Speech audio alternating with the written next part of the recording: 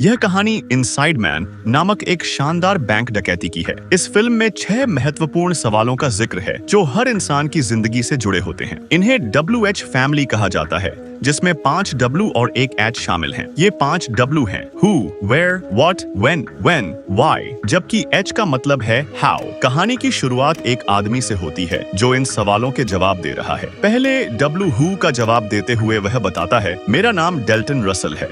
दूसरे W Where का जवाब देते हुए वह कहता है, मैं इस वक्त जेल में हूँ या एक छोटी सी सेल में बंद हूँ। तीसरे W What का जवाब देते हुए वह बताता है, मैंने एक बैंक डकैती को परफेक्टली अंजाम दिया है। चौथे W When का जवाब देते हुए वह कहता है, मैंने हाल ही में यह किया। पांचवे W Why का जवाब देते हुए वह बताता है, मैंने यह सब पैसों के लिए किया और खुद को साबित करना चाहता था। अब आखिरी सवाल हाउ का जवाब जानने के लिए कहानी फ्लैशबैक में चली जाती है। फ्लैशबैक में हम मैनहट्टन ट्रस्ट बैंक के अंदर 4 डाकुओं को देखते हैं जिन्होंने अपने चेहरे पर मास्क पहन रखे हैं। वे बैंक के अंदर सभी लोगों को बंधक बना लेते हैं और दरवाजे बंद कर देते हैं। तभी बाहर एक पुलिस वाला आता है और रसल चेतावनी देता है कि अगर पुलिस ने दरवाजे तक आने की कोशिश की तो वे बंधकों को मार देंगे। इसके बाद पुलिस की एक बड़ी टीम मौके पर पहुंच जाती है और सभी रास्तों को सील कर देती है। इस केस का इंचार्ज पुलिस डिटेक्टिव केथ होता है। बैंक के अंदर रसल और उसके साथी सभी बंधकों के मोबाइल फोन छीन लेते हैं, लेकिन एक बैंक कर्मचारी जिसका नाम पीटर है का फोन नहीं मिल पाता। जब रसल उससे पूछता है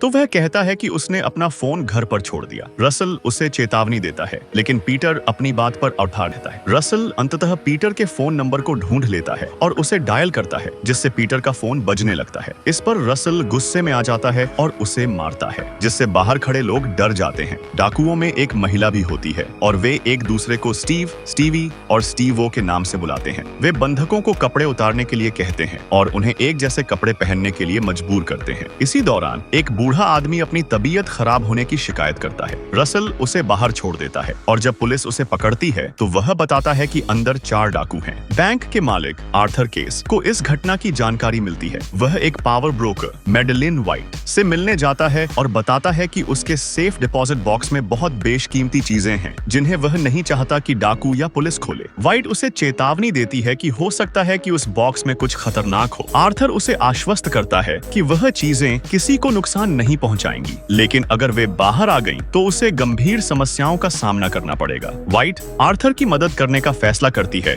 और सिटी के मेयर से मिलती है। वह मेयर को बताती है कि उसे डिटेक्टिव केथ की मदद की जरूरत है। डिटेक्टिव केथ शुरू में मदद करने से मना कर देते हैं, लेकिन व्हाइट उसे यह बताती है कि अगर वह मदद करता है तो उसे प्रमोशन मिल सकता है। अंततः डिटेक्टिव केथ उनकी मदद करने के लिए सहमत हो जाते हैं। इस बीच डाकू बैंक के अंदर से एक और आदमी विक्रम को बाहर छोड़ते हैं। पुलिस को विक्रम पर शक होता है और जब वे उससे पूछते हैं कि उसके गले में लटका बॉक्स क्या है तो वह बताता है कि उसमें बम नहीं है। पुलिस बॉक्स को खोलती है जिसमें डाकुओं की मांगें लिखी होती हैं। डाकू धमकी देते हैं कि अगर उनकी मांगें नहीं मानी गईं तो वे हर घंटे एक बंधक को मार देंगे। बैंक के अंदर बंधक एक कमरे में बंद होते हैं। उनमें से एक लड़का जो अपना मास्क निकाल देता है कहता है कि वह दम घुटने से मरने से बेहतर गोली से मरना पसंद करेगा। उसकी आवाज सुनकर रसल वहां आता है और उसे खींचकर दूसरे कमरे में ले जाता है जहां वह उसे बुरी तरह मारता है। रॉबर्ट्स ने पुलिस को एक और संदेश भेजा है जिसमें कहा गया है कि अंदर सभी बंधक भूखे हैं और उनके लिए खाना भेजा जाए। पुलिस यह तय करती है कि वे बंधकों के लिए पिज्जा भेजेंगे और पिज्जा बॉक्स में एक ट्रांसमीटर भी फिट कर देंगे ताकि वे रॉबर्ट्स की बातचीत सुन सकें। पिज्जा भेजने का एक और कारण यह है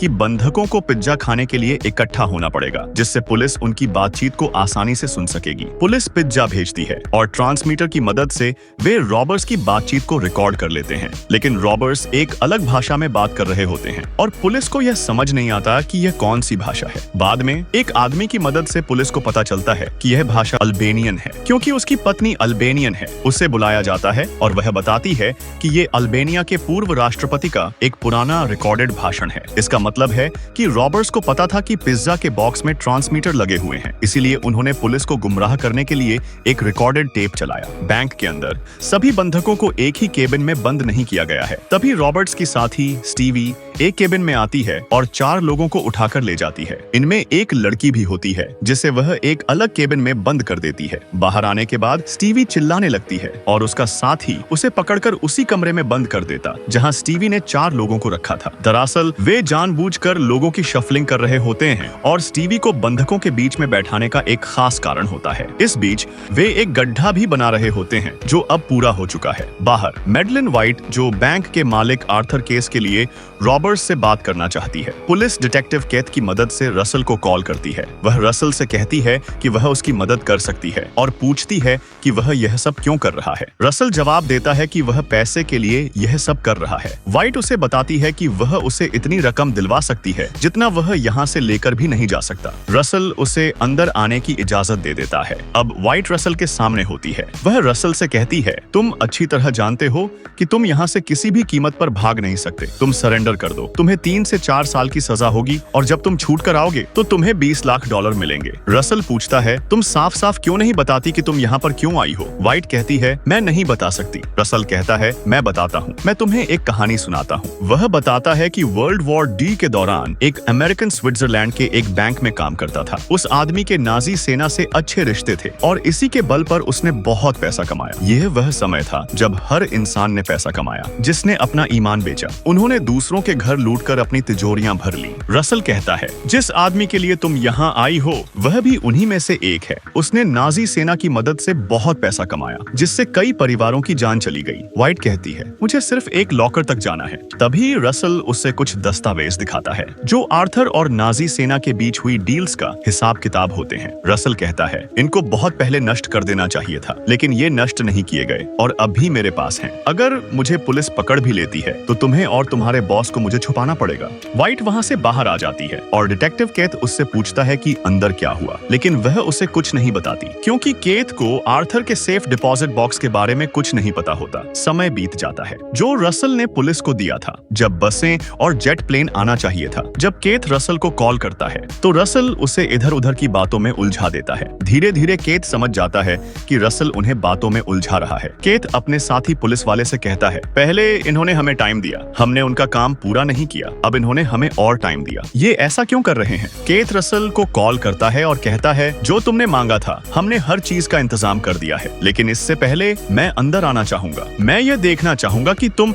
अपने पीछे कोई लाश तो छोड़कर नहीं जा रहे। रसल उसे अंदर आने की इजाजत दे देता है और एक एक करके उसे उन सभी कमरों में ले जाता है जहां सभी बंधक होते हैं। जब वह उसे आखिरी कमरे में ले जाता है तो वहां 3 लोग होते हैं जिनके चेहरे पर मास्क नहीं होते। ये तीनों बहुत डरे हुए होते हैं। रसल कहता है, ये वो लोग हैं जो बहुत ज्यादा बोलते हैं और कहना बिल्कुल नहीं मानते। इसके बाद रसल डिटेक्टिव केथ को बाहर दरवाजे तक छोड़ने के लिए जाता है। दोनों बहुत ही कैजुअल बात कर रहे होते हैं और बातों ही बातों में जाने से पहले केथ रसल से हाथ मिलाता है और जैसे ही रसल केथ मिलाता है वह उसे सीढ़ियों से नीचे गिरा देता है। दोनों के बीच हाथापाई होती है और जैसे ही केथ रसल का मास्क हटाने वाला होता है रसल के साथी आ जाते हैं जिनके पास गन होती है। वे केथ को गन पॉइंट पर ले लेते हैं लेकिन उसे कुछ नहीं करते और बाहर छोड़ देते हैं। बाहर आने के बाद केथ समझ जाता है कि इनका प्लान बहुत मजबूत है। ये लोग बहुत चालाक हैं और हमारे दिमाग से खेल रहे हैं। उन्हें पता है कि हम क्या करने वाले हैं क्योंकि रसल ने केथ को कहा था कि मैं जानता हूं कि कानून के हिसाब से जब तक हम किसी हॉस्टेस को मारते नहीं हैं तब तक पुलिस अंदर आकर हम पर हमला नहीं कर सकती। अब केथ ने जो रसल पर हमला किया था इस बात से रसल पूरी तरह से गुस्से में आ जाता है। वह एक आदमी को ऊपर छत पर ले जाता है और कैमरे के सामने उसे गोली मार देता है। इस घटना के बाद माहौल पूरी तरह से बदल जाता है। डिटेक्टिव केथ को गहरा दुख और गुस्सा होता है। उसके सीनियर अधिकारी उसके पास आते हैं और उसे इस केस से हटा देते हैं। केथ उनसे कहता है, मुझे इस केस में बने रहने दो, लेकिन सीनियर अधिकारी जवाब देते हैं, मेरे ऊपर भी कुछ लोग हैं, मुझे उन्हें जवाब देना होता है। अब केथ इस केस से बाहर हो चुका है और नए इंचार्ज ने फैसला किया है कि वे अंदर जाकर रॉबर्ट्स पर हमला करेंगे। वह पूरी योजना बनाता है और अब उसे इसे अंजाम देने के लिए जाना होता है। इस बीच केथ को शक होता है कि रॉबर्ट्स उनकी बातें सुन रहे हैं। उसे याद आता है कि जिस सिख लड़के को उन्होंने सबसे पहले छोड़ा था उसके गले में एक संदेश लटका हुआ था। जब वह उस बॉक्स को खोलता है तो उसमें एक ट्रांसमीटर होता है जिससे रॉबर्ट्स उनकी सारी बातें सुन रहे थे। केथ यह जानकारी उस अधिकारी को देता है जो अपने साथियों के साथ अंदर हमला करने जा रहा है, लेकिन वह वापस आने से मना कर देता है। अब वह रॉबर्ट्स पर हमला करने का फैसला करता है। बैंक के अंदर रसल और उसके 3 साथी जानते हैं कि उन पर हमला होने वाला है, लेकिन इससे पहले कि पुलिस अंदर आए रसल धुएं के बम छोड़ देता है और सभी बंधकों को भागने के लिए कहता है। एक एक करके सभी लोग बैंक से बाहर निकल जाते हैं। जब पुलिस अंदर आती है तो उन्हें वहाँ कोई रॉबर नहीं मिलता। बाहर निकले लोगों के साथ रॉबर्स भी भाग चुके होते हैं, लेकिन पुलिस के लिए सबसे बड़ी समस्या यह होती है कि वे उन चारों में से किसी को भी नहीं पहचानते, क्योंकि सभी ने एक जैसे कपड़े पहने हुए थे। हालांकि सभी लोग पुलिस की गिरफ्त में होते हैं। पुलिस सभी के पते लिख लेती है और उन्हें बस में बैठा देती है। बैंक के अंदर यह दिखाया जाता है कि रॉबर्स ने एक पैसा भी नहीं चुराया और उनके हथियार भी नकली थे। जिस आदमी को छत पर गोली मारी गई थी वह भी केवल एक दिखावा था, यानी कि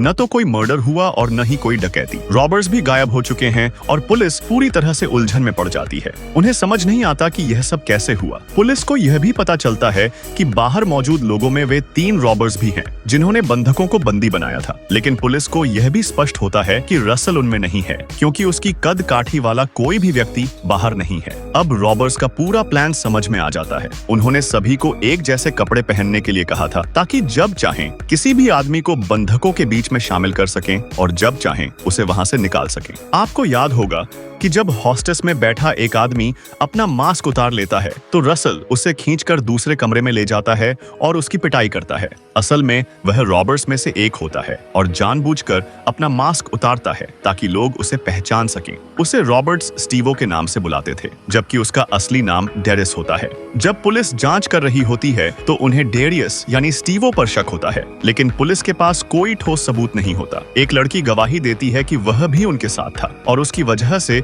वे परेशानी में पड़ने वाले थे, क्योंकि उसने अपना मास्क उतार दिया था। जब वह अपनी पूरी स्थिति अपने सीनियर को बताता है तो उसका कैप्टन कहता है, हमें अब इस केस को बंद करना होगा, क्योंकि न तो किसी का खून हुआ है, न ही एक पैसा चोरी हुआ है और न ही किसी ने इस केस को सॉल्व करने के लिए कोई रिपोर्ट लिखवाई है। हमें अपना समय बर्बाद नहीं करना चाहिए।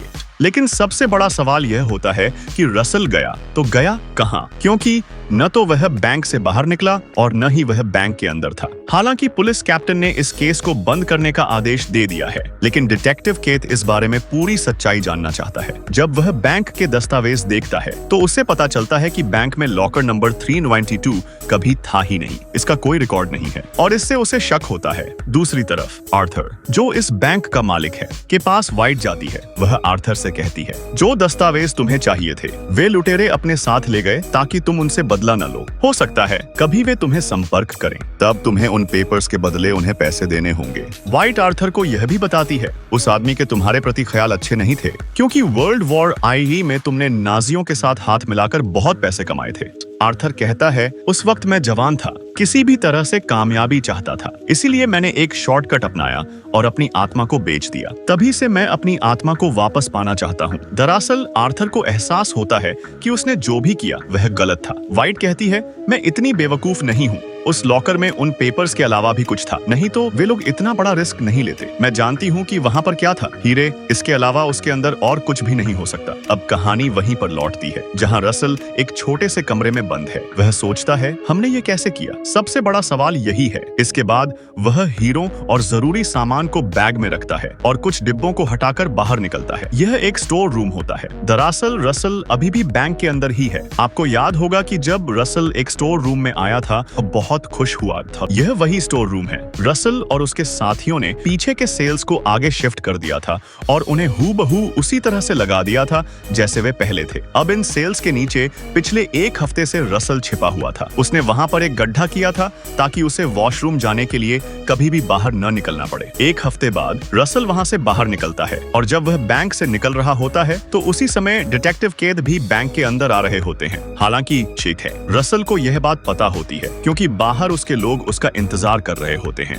उन्होंने यह बात रसल को बता दी थी, लेकिन रसल जानबूझकर डिटेक्टिव केत से टकराता है और उसी मेन गेट से बाहर निकलता है, जिसके बारे में उसने केत को कहा था कि मैं इसी दरवाजे से बाहर निकलूंगा। इस तरह रसल बैंक से निकल जाता है। डिटेक्टिव केत बैंक के अंदर जाते हैं और उस लॉकर को खोलते हैं जिसका नंबर 392 है। यह लॉकर आर्थर का है। डिटेक्टिव केत देखते हैं कि उसके अंदर एक च्यूइंग गम है जिसका नाम जूसी फ्रूट है। वह समझ जाते हैं कि इस लॉकर को को रॉबर्ट्स ने खोला था। वहाँ पर वह बेशकीमती अंगूठी भी होती है जिसके बारे में आर्थर ने व्हाइट को बताया था। रसल ने यहाँ पर एक नोट भी छोड़ा होता है जिसमें लिखा होता है फॉलो द रिंग, यानी रिंग का पीछा करो। अब डिटेक्टिव केत को शक होता है कि इस रिंग से कुछ ना कुछ जुड़ा हुआ है। बाहर रसल अपने साथियों के साथ गाड़ी में बैठ जाता है जहाँ पहले से 4 लोग मौजूद होते हैं। दरअसल ये बैंक के अंदर 4 नहीं बल्कि पूरे 5 रॉबर्स थे। इनमें एक और आदमी होता है जो हमेशा हॉस्टेस के बीच में बैठा था जिसका नाम शम है। वह खुद भी एक ज्यूश है और कोलंबिया लॉ स्कूल में प्रोफेसर है। वह बच्चों को वहाँ पर युद्ध के दौरान हुई घटनाओं के बारे में पढ़ाता है, जैसे कि कैसे अत्याचार हुए और कैसे कुछ लोगों ने इस समय का गलत फायदा उठाया। यहाँ पर हमें समझ में आ जाता है कि रसल को कैसे पता चला कि आर्थर ने वर्ल्ड वॉर आईडाई के दौरान गलत काम किए थे और उसके डॉक्यूमेंट कहाँ पर हैं। दरअसल प्रोफेसर ने ही यह सब कुछ रसल और बाकी के लोगों को बताया था। वहीं दूसरी तरफ पुलिस डिटेक्टिव केत अब आर्थर के पास जाते हैं और उन्हें वह अंगूठी दिखाते हैं जो उन्होंने लॉकर से निकाली है। केत कहते हैं यह तुम्हारा पहला बैंक था जो 1948 में खुला था और इस लॉकर का 1948 से लेकर अब तक कोई भी रिकॉर्ड नहीं है। मैं इस केस की जांच करूंगा। केत समझ जाता है कि यह केस वर्ल्ड वॉर आईडू से जुड़ा हुआ है जहां कुछ लोगों ने उन मुश्किल हालातों का फायदा उठाया था और लोगों के साथ गलत काम किया था। आर्थर भी उन्हीं में से एक है। इसके बाद केत वहां से निकलकर सीधा व्हाइट के पास जाता है जिसने आर्थर के लिए रॉबर्ट्स से बात की थी। मेयर भी यहीं पर होते हैं। यहाँ पर केत व्हाइट को एक नंबर देता है और कहता है